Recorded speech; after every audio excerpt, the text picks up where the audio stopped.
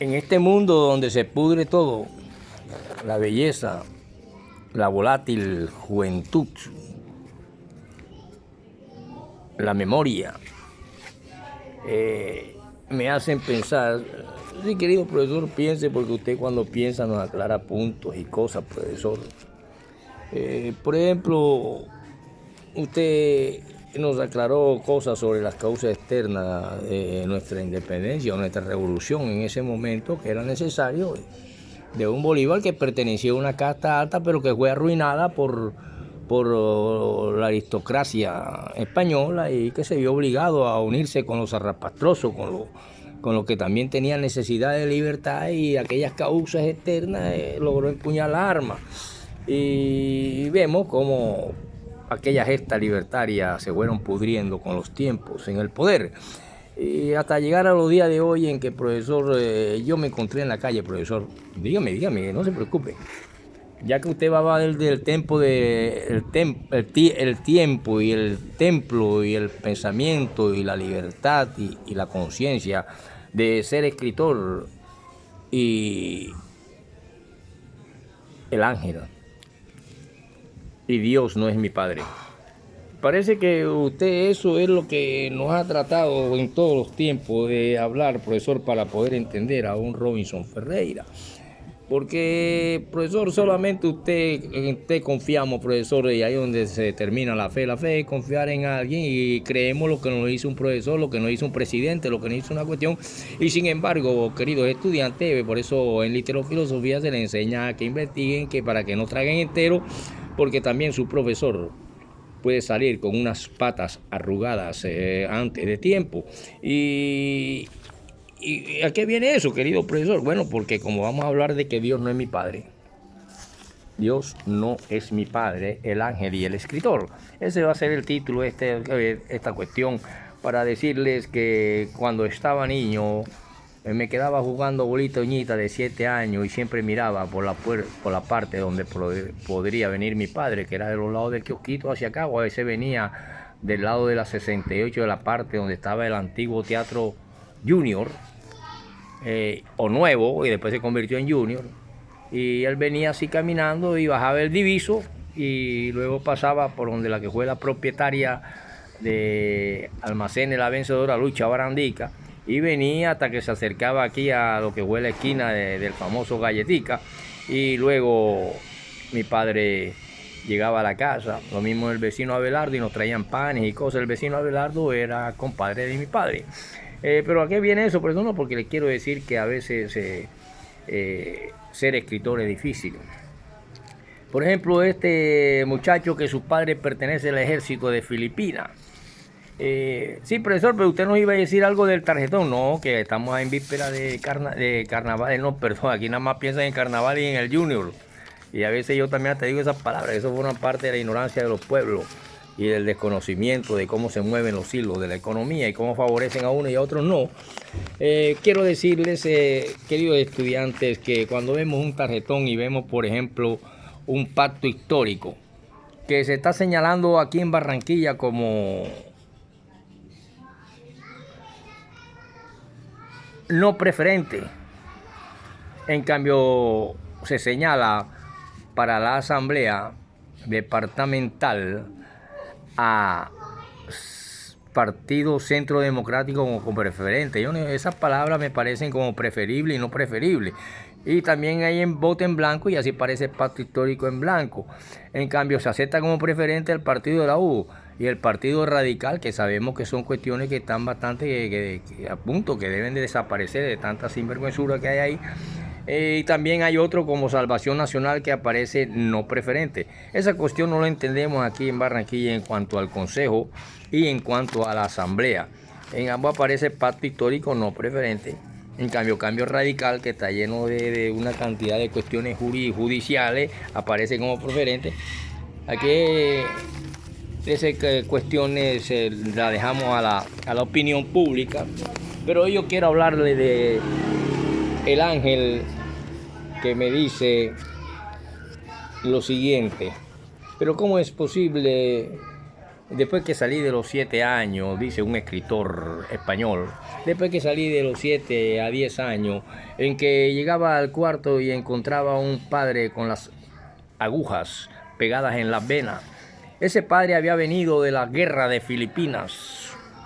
Y mi madre, que un día la llevó, me llevó al mercado para que yo viera, mira, aquella mujer que está allá en la calle de los indios, esa es tu madre. Él tenía los ojos encendidos y los ojos encendidos que decían que de una manera u otra la quería. Y decía, pero un día de esto volveré aquí y la mataré. Esa es tu madre. Ese padre a quien yo quitaba de las venas, las jeringas de morfina y se quedaba dormido, había venido de la guerra de Filipinas. Yo era un niño apenas de 10 años. Como usted, profesor, que quedó también huérfano a los 7, sí, más o menos.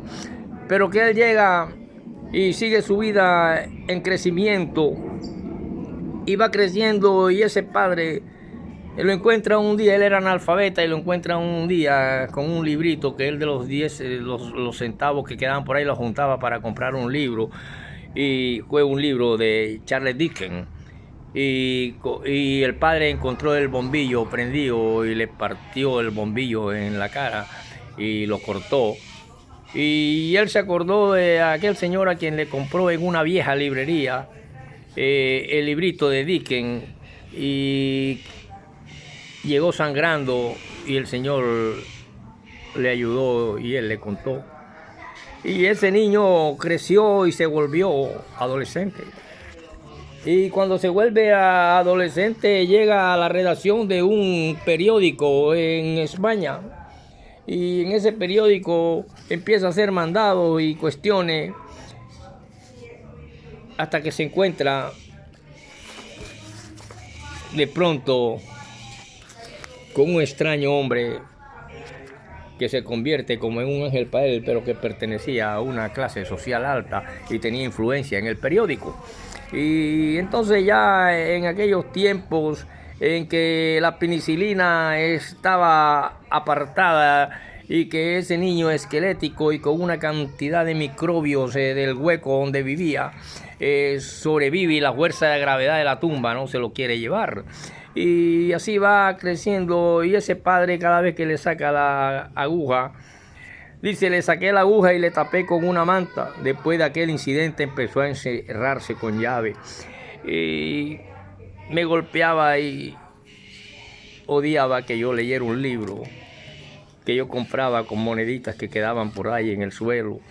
Y aquella librería hizo que esos libros que traían cosas extrañas y misteriosas y que él odiaba porque no entendía aquello, se convertía en furia para golpearme hasta partirme la boca, pero después sentía un complejo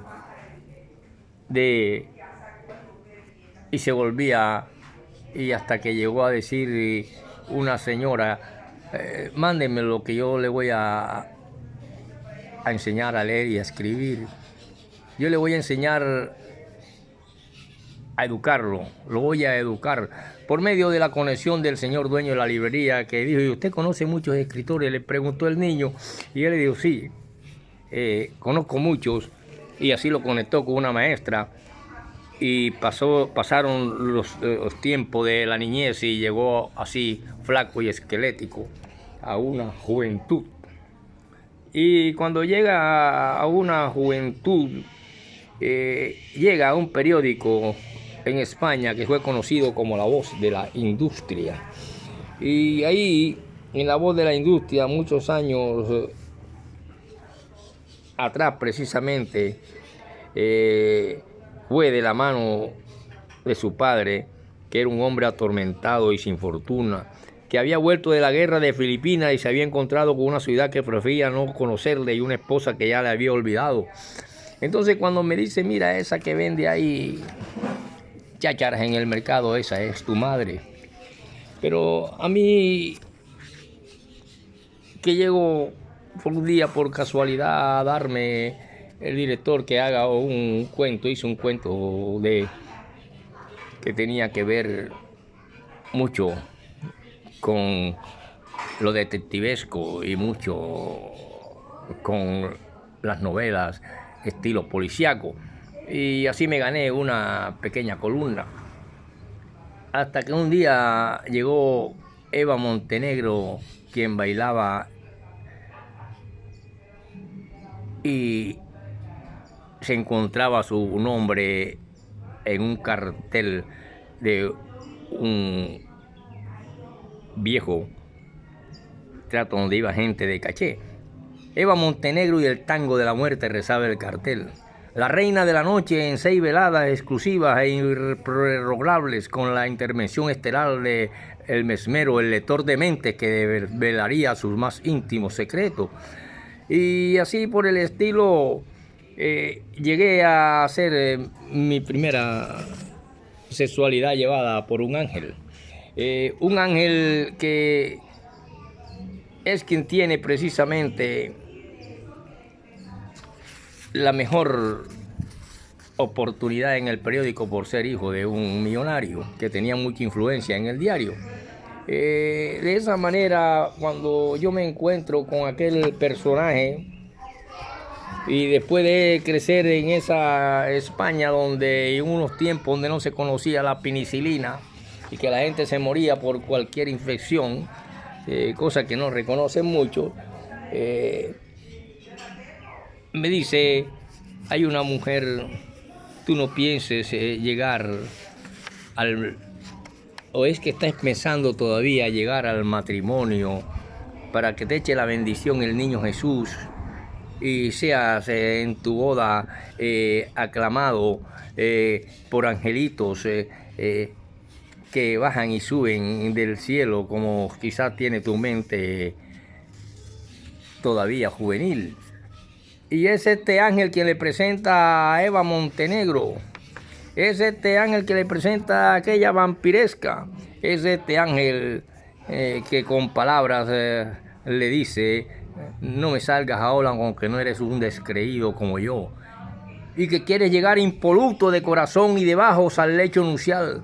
Que eres un alma pura que ansía esperar ese momento mágico en que el amor verdadero te lleva a descubrir el éxtasis de la carne y el alma en unisono, bendecido por el Espíritu Santo, y así poblar el mundo de criaturas que lleven tu apellido y los ojos de tu madre, de su madre, esa santa mujer, dechado de virtud y recato, de cuya mano entrarás en la puerta del cielo, bajo la benevolente y aprobadora mirada del niño de Jesús. Lo hice en la página 32 del libro El juego del ángel.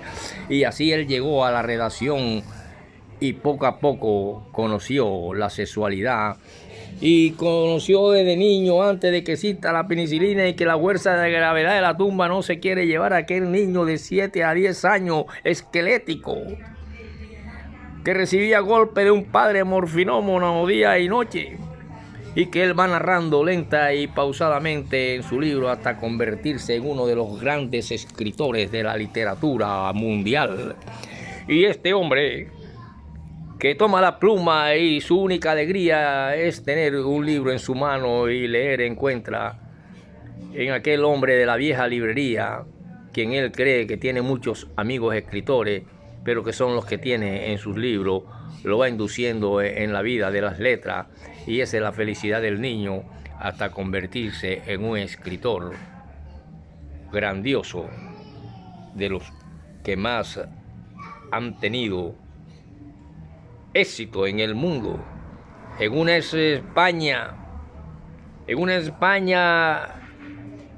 que crea este escritor al convertirse en lector y leer y educarse con aquella vieja maestra que desafiaba el hambre por el no pago a los maestros, que siempre ha sido un problema en todas las sociedades que se llaman avanzadas. Por eso podemos decir que la palabra civilización siempre ha venido con la barbarie y la maldad, y sepulta la cultura. Con estilo deslumbrante, impecable y una precisión narrativa, este hombre que también escribe La sombra del viento nos transporta de Barcelona y desde el cementerio de los libros olvidados y nos ofrece una intriga, un romance y una tragedia a través de un laberinto de secretos donde el embrujo de los libros, la pasión y la amistad se conjugan en un relato magistral. Sí, querido profesor, eso es maravilloso, los esfuerzos de las personas para lograr algo, y así nos recuerda bastante a nuestro García Márquez cuando llegó frente a San Nicolás, donde un negrito que cuidaba los buses de Puerto Colombia y que le dejó para que lo dejara dormir esa noche porque no tenía plata, unos manuscritos, unos borradores que no eran nada más ni nada menos, y le dijo: cuídamelos como si fuera tu madre, mientras yo salgo a buscar para pagarte el cuarto a la noche porque no tengo y acabo de llegar a Barranquilla. Y de esa manera salió y trajo García Márquez, y cuando le pagó él le devolvió los papeles, y ese hombre nunca supo que ese era nada más y nada menos que los manuscritos y el borrador de 100 años de soledad. Continuaremos en el próximo con el profesor Robinson Ferreira, y el mal profesor y pésimo escritor.